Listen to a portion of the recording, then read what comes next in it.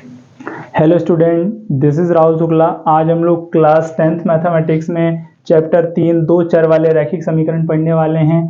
Pair of linear equation in two variable. तो सबसे पहले हम समझते हैं pair of linear equation in two variable में टू वेरिएबल्स यानी कि दो चर कौन से हैं। तो सबसे पहले हमें दो चर समझने से पहले हमें ये समझना पड़ेगा कि राशियां यानी कि क्वांटिटी दो तरह की होती हैं। दो तरह की राशियां होती हैं, एक चर राशि और एक अचर राशि, यानी कि एक वेरिएबल क्वांटिटी होती है और एक कांस्टेंट क्वांटिटी होती है। तो वेरिएबल क्वांटिटी में आता है हमारा x y z, constant quantity में हमारा आता है 1 से लेकर इनफाइनाइट तक के सारे नंबर। तो हमने दो वेरिएबल लेने थे तो हमने एक्स और वाई ले लिए, तो दो चर वाले। अब रैखिक समीकरण यानी लीनियर इक्वेशन का मतलब होता है ऐसी इक्वेशन जिनकी मैक्सिमम पावर 1 हो। यहाँ पर x की मैक्सिमम पावर 1 है, यहाँ y की मैक्सिमम पावर 1 है। तो ऐसी इक्वेशंस जिनमें मैक्सिमम पावर 1 हो तो वो रैखिक समीकरण यानी लीनियर इक्वेशन कहलाती है। तो सबसे पहले हमें चैप्टर के नाम से ही उसका मतलब समझ में आ गया कि हमारे पास इस चैप्टर में जो भी क्वेश्चन आएंगे उनमें कितने वेरिएबल होंगे, दो वेरिएबल होंगे, कोई भी दो वेरिएबल होंगे। और समीकरण किस तरह के होंगे, लीनियर इक्वेशन यानी रैखिक समीकरण होंगे। उनमें कभी भी हमें पावर 2 या 3 देखने नहीं मिलेगी। हमें पास जो भी इक्वेशंस आएंगी उनमें मैक्सिमम पावर 1 होगा। इस तरह के इक्वेशंस हमें सॉल्व करने के लिए मिलेगा। अब हम जो पढ़ने वाले हैं इस चैप्टर में दो तरह की मेथड होती हैं। पहले तीन तरह की मेथड्स होती थी जिसमें हमारा प्रतिस्थापन विधि, विलोपन विधि और बीजगुणन विधि होता था, जो कि अभी हट गया है। एक्सरसाइज डिलीट कर दी है एनसीईआरटी ने। तो अब हमारे पास दो तरह के एक्सरसाइज में हमें दो तरह के क्वेश्चन पढ़ने को आते हैं, एक सब्स्टिट्यूशन मेथड और एक एलिमिनेशन मेथड। यानी कि प्रतिस्थापन विधि को बोलते हैं सब्स्टिट्यूशन मेथड और विलोपन विधि को बोलते हैं एलिमिनेशन मेथड। तो सबसे पहले आज हम लोग देखने वाले हैं सब्स्टिट्यूशन मेथड यानी कि प्रतिस्थापन विधि।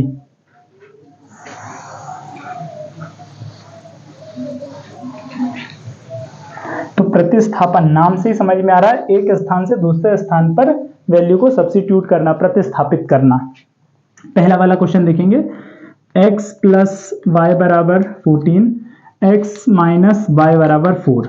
अब प्रतिस्थापन विधि यानी कि सब्स्टिट्यूशन मेथड में हमारा जो स्टेप्स हैं, हम 5 स्टेप्स में सवाल को करते हैं। सबसे पहला स्टेप होता है हमारा नंबरिंग करना।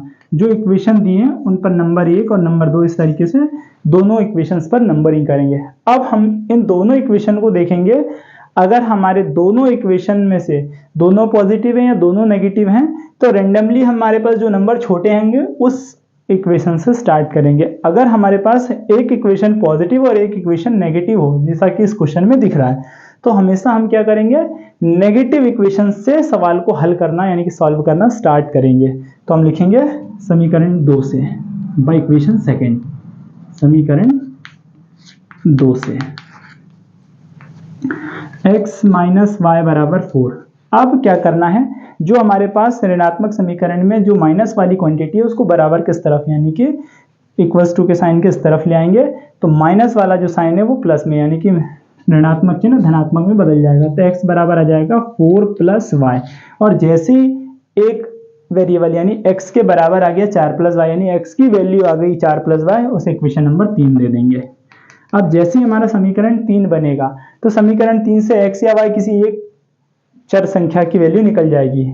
उस x की वैल्यू हम अगले बचे हुए समीकरण में रखेंगे। यानी समीकरण 3 बनने के बाद जो समीकरण अभी तक यूज नहीं हुआ यानी कि पहला वाला, उसको लिख लेंगे कि x का मान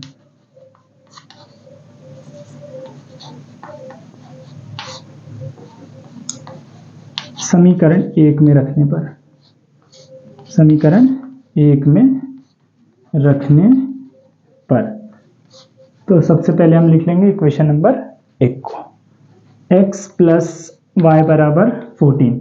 अब इस इक्वेशन में हम इक्वेशन 3 से x की वैल्यू सब्स्टिट्यूट करेंगे। अब x किसके इक्वल है, 4 प्लस वाई के इक्वल है, तो x की जगह हम 4 प्लस वाई लिख सकते हैं। तो x के प्लेस पर हम रख देंगे 4 प्लस वाई था तो प्लस वाई बराबर में इक्वल्स में 14 था तो 14। अब यहाँ पर हम देखेंगे कि प्लस का 4 बराबर किस तरफ आएगा, -4 हो जाएगा और y प्लस वाई मिलके हो जाएंगे 2y। ये y plus y equals to हो गया 2y, तो y प्लस वाई मिलकर हो गया 2y इक्वल्स टू में आएगा 14 प्लस 4 इधर आया -4, तो 2y इक्वल्स टू 14 में से 4 जाएगा 10 बचेगा, y इक्वल्स टू 10 अपॉन में 2 से 10 को काट देंगे, 2 5 10, तो y इक्वल्स टू आ गया 5। अब ये जो y की वैल्यू आई है उसे इक्वेशन नंबर 3 में ही रखना है हमेशा। तो लिख देंगे put the value of y in equation number 3, यानी y का मान समीकरण 3 में रखने पर y का मान समीकरण 3 में